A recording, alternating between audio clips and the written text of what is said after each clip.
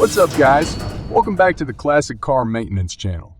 In today's video, we're going to review the Topdon BT100 Battery Tester. So first impression, it looks minimalistic yet nicely packaged. And then, when we look at the back, we can see the technical specifications. As it states here at the top, it's only made for 12-volt batteries. This device facilitates checking the result by displaying a green, orange, or red light, which means that the battery is good, needs to recharge, or is bad and needs to be replaced. It performs 3 different tests, with the first test being the battery test. It shows the interpreted results, the state of charge in percentage, the internal resistance, the rated amps, and the state of health in percentage.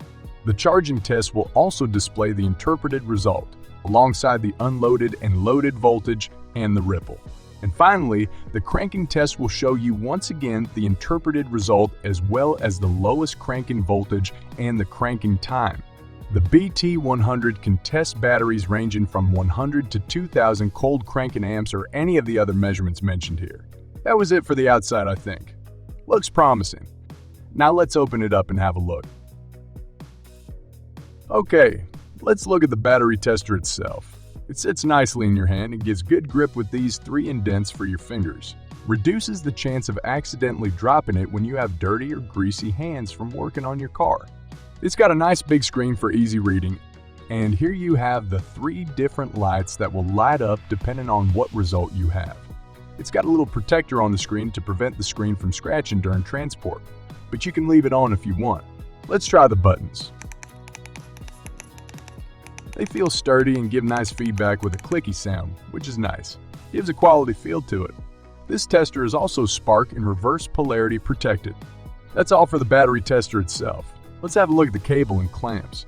The cable is not that long, which is a pity, because this means that you can't take the battery tester with you inside the vehicle to perform the cranking and charging test. The clamps, on the other hand, are really nice. They feel pretty sturdy, so they won't get loose while testing. To further ensure a good connection, they even have these nice copper teeth for extra grip. And somehow Topdon even managed to make battery clamps look cool and heavy duty. Let's see what else is in there. The last item is the instructions manual, which comes in 6 different languages and should tell you everything you need to know about this device. But don't worry, it's super easy to use. So let's put it to the side and start testing. For our test setup, we have 4 batteries in different stages of their life, ranging from dead to almost perfect condition. This one is pretty new and works perfectly, and as you can see, indicated by the green light, charges fully.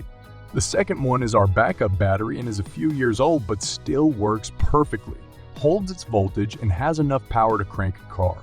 And as you can see, also charges fully. The most interesting test case out of the bunch is this one, and is an old and bad battery.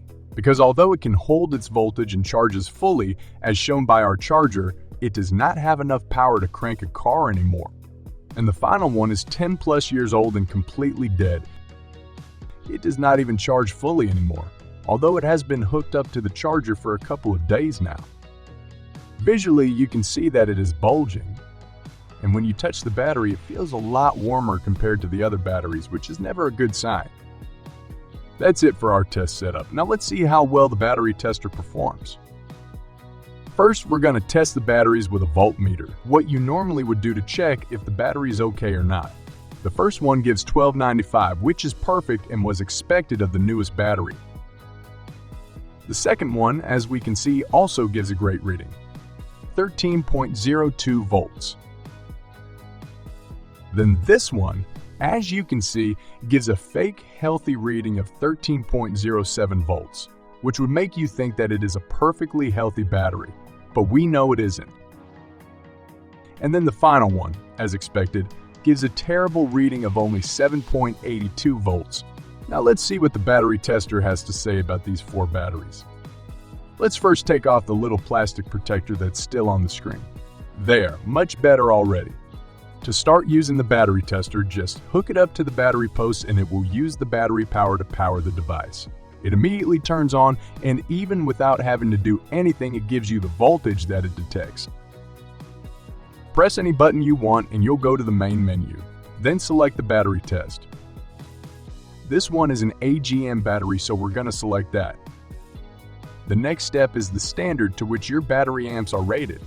These batteries are rated in EN, so we'll scroll through the menu until we find it.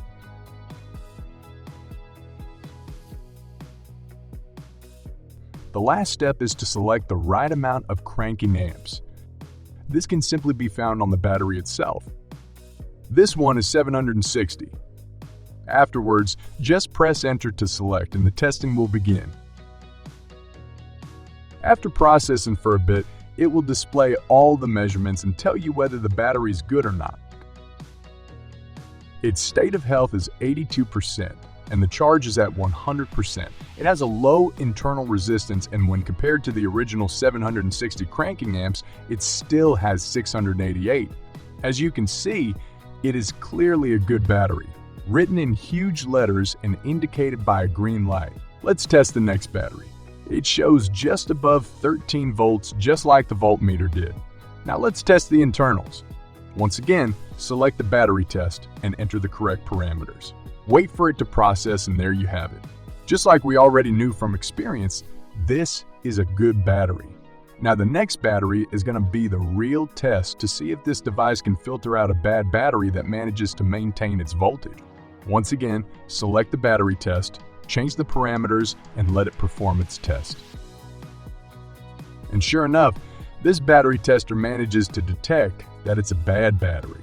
Its state of health is only 24% and only has 177 of the 360 cranking amps left, although the state of charge is 100%. It also has a really high internal resistance, so it does its job well. Let's go to the final battery. It manages to power up with only 7.6 volts left, which is surprising, but then when we press any button to go to the main menu, we get the notification that the power is too low and we should retest after charging. That's a major advantage of the more expensive battery testers. They often have an internal power supply so you can run tests on batteries with lower voltages. But usually when batteries get this low, they are beyond salvation anyway. Another feature of this device is its ability to store results. Or should I say, result, because you can only review the last result, which is a bit of a pity. It also lacks the ability to export any result. The result shown here is from this battery because that is the last test we performed. This one failed to test because it did not have enough voltage. Even when it is hooked up to this battery, the last test is this one, so it will show that last test regardless of where the power comes from. But only one, unfortunately. You can't scroll through different saved results. To change the language of this device, just go to the main menu and select language. You can easily change it from there. Now let's verify if the results from the battery tester are similar to the results of an old school load tester. Let's hook it up and start testing. This one is clearly healthy. The second one is also healthy according to the load tester. This one gives good voltage, but when we turn the load tester on, it barely fails the load test. This is surprising as the battery tester indicated the health to be really bad. It's probably because the battery tester can measure more than just stress under load, like the internal resistance. And finally, the last battery folds under the pressure of the load tester. All the results of both the voltage meter and the load tester match up with those from the battery tester. And knowing how compact and easy to use the battery tester is, I sure know what I'm going to use in the future. For the final test, we're going to test the battery in my 98 Jeep Wrangler and then do the cranking and charging test. Let's see how it goes. The voltmeter indicates that it is a healthy, fully charged battery. From experience, I know that it also has no problem cranking my car. But let's see what the battery tester tells us. You get the drill by now. Just enter the parameters and start the test. Looks good. A nice and healthy battery. Now let's do the cranking test. To do this, just go back to the main menu and select the cranking test. After selecting this test, it tells you to start the engine. Topdon luckily designed these tests to be done alone, so you don't need a helping hand to start the engine. You do need to start it within 30 seconds though, so let's hurry up and get cranking. As you can see, a small downside of the BT100 is the overly sturdy cable that does not want to bend. But that's nitpicking, I know.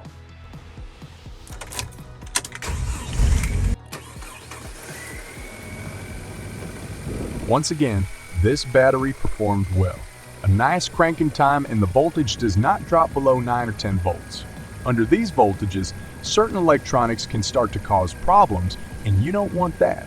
Let's perform the final test, the charging test. If you're only doing this test, you need to first start your engine. But as we just finished the cranking test, our engine is still running.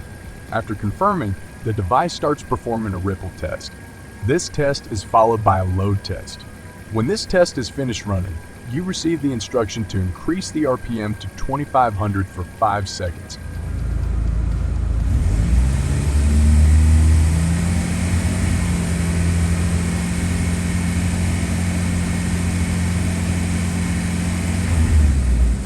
I just did as instructed, so now let's press enter and see what happens. The tester starts analyzing the data, and after a short moment displays the results. Looks good. My alternator appears to work perfectly. Finally, let's test the battery again, but with the old school load tester this time. As expected, it had no problem withstanding this test. I really like this battery tester. It's easy to use and got a nice big screen for easy reading. It even has different lights, so those that just want a quick reading or don't know what to do with the details also get the correct battery diagnosis. The buttons feel sturdy and give a nice clicky feedback, and the side has grooves for extra grip. The clamps give a real quality feel to it with strong springs and nice copper teeth. And somehow Topdon even managed to make something as boring as battery clamps look heavy-duty and cool. You have to get used to wrestling the short, stiff cables though. A pity they aren't anywhere near long enough to reach into the cabin to perform cranking and charging tests like some other battery testers can. And what's really missing is a simple pouch or carrying case, because now you have to dump it in a tool bag with other stuff or try to cram it back in the plastic mold. And trust me, that's not something you want to do on a regular basis. But all in all, it's a great device. So if you're looking for a good battery tester that's not too expensive and keeps it simple without all the bells and whistles, then this one might be just for you. You can check it out through the link in the description below. Thanks for watching. If you liked our video, please consider liking and subscribing. More videos are on the way, so we'll see you on the next one.